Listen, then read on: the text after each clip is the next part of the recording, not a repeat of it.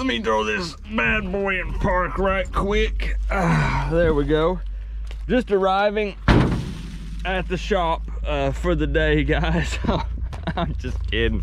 What's going on, fellow Mustang lovers? Yet another project for another day later on down the road. We got things to do today. We are actually going to do a little science experiment on the Mustang. This is going to be a short video, but a fun one.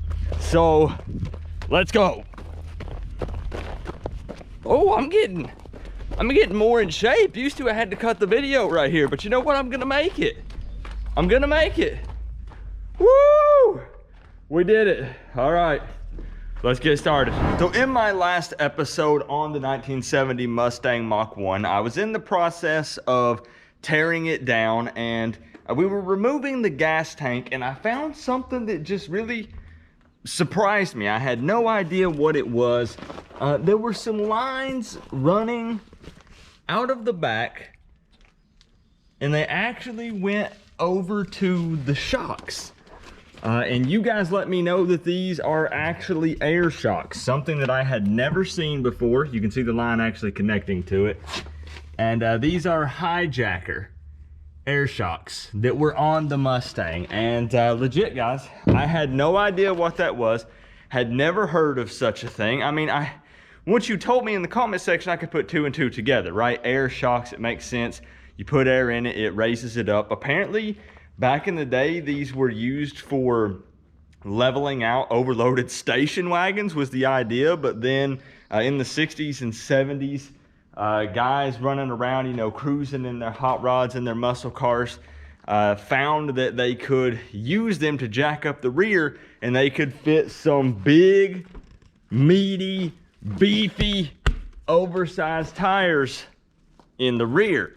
So, you know, it didn't really do a whole lot of good for the car. I've heard that the rides were really stiff. It was the exact opposite of aerodynamic, but what it did do was pick up the chicks. I'm the freak bitch you don't take home to mama. Hell yeah, hop in. So for this Mustang, I do not plan on installing air shocks whenever we do the restore, because it just doesn't make sense to put that on the car. But what we wanted to do for science is I'm going to test them and see if they still work, because a lot of people told me there's no way those things work anymore.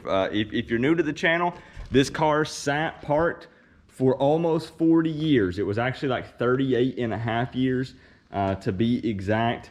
And people said, you know, the lines are gonna be cracked up, seals are gonna be busted. There's no way that you're gonna be able to put any air in those air shocks. Now, I'm a little disappointed because I didn't find out about these until we already had the car jacked up and started disassembling some things, because it would have looked much cooler, right, if we didn't have it on jack stands and we had the tires still on it, so you guys could actually watch the rear raise up, assuming that it does.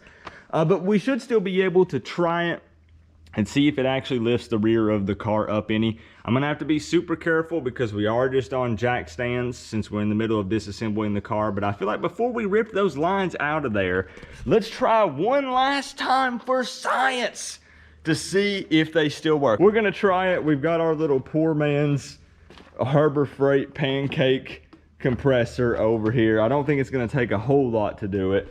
Let me show you the other side. It's a little bit rougher, but I'll get a couple different angles for you guys.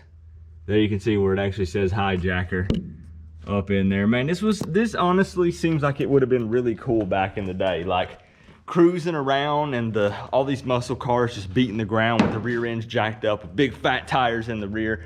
Anyways, enough talking. I'm gonna set up the camera and let's see what happens. All right, here we go. I've tried to strategically place some lights around, that way you guys can see them. If you really focus your eyes, you'll notice the passenger side shock right up there and the driver side shock right over there. Hopefully I can get a couple different shots of this, assuming that anything even happens. So I'm just gonna go ahead and throw some air right in here at the back. And cross your fingers. Here we go. Oh my gosh, they work. Oh, well, that scared me. That scared me. Okay, hold on. It's lifting. They still work. Now, I don't know how much we can actually put in it. Oh, I hope that you guys could see that on video. Oh my gosh, they work. Oh, well, that scared me. That scared me. Okay, hold on. It's lifting. It actually, so what I should have done is I should have measured it right here, because yeah, I'm guessing then it just expands there. Some of you guys are gonna watch this video and you're gonna be like, listen man, this is the dumbest video I've ever seen in my life. And to that I say, you're probably right. But I'm having a good time. I just had a few minutes to stop by the shop today. So let's do it one more time. I'm gonna let the air out of these things, and I'm actually gonna set up a different camera angle so you can actually watch the shock. And let's try it again. All right, here we go. Air shocks, take 2. Air is going in.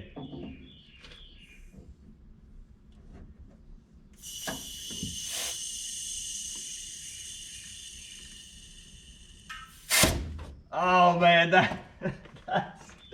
that's so cool. Like now, let's let it down.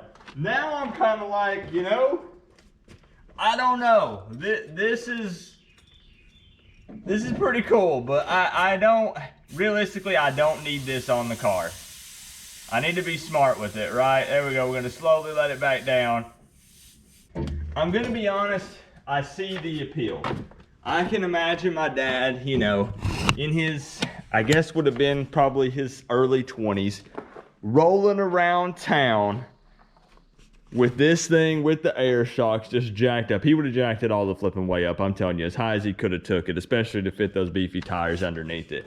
And riding around trying to pick up chicks, AKA what ended up being my mom. So that was really cool. I'm actually glad that we tried that. I'm just bummed that we didn't get to try it on the ground with the tires and stuff back on it. I realized that I could take it off the jack stands. I could put the tires and wheels back on it. But I've already started, you know, disassembling a lot of the car. You guys are here, you know, you've seen the episodes. So I don't want to put, I don't know if it would matter, but I don't want to put any unneeded or unnecessary pressure and stuff on the car by doing so.